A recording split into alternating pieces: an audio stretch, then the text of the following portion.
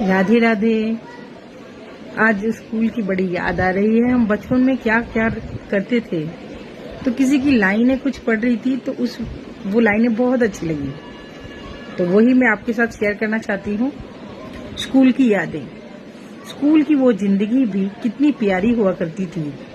छोटी छोटी बातों में ही बड़ी खुशियां मिला करती थी।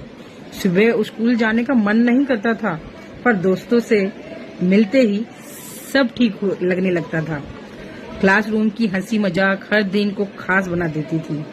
टीचर की डांट भी मिलती थी, पर उसमें भी एक अलग सा प्यार होता था। लंच ब्रेक का वो इंतजार और टिफिन सब में बांटना, छोटी छोटी बातों पर लड़ना, फिर 1 मिनट में मान जाना। आज समझ में आता है क्यों स्कूल लाइफ सबसे बेस्ट होती है। सच में दोस्तों, school life is a best.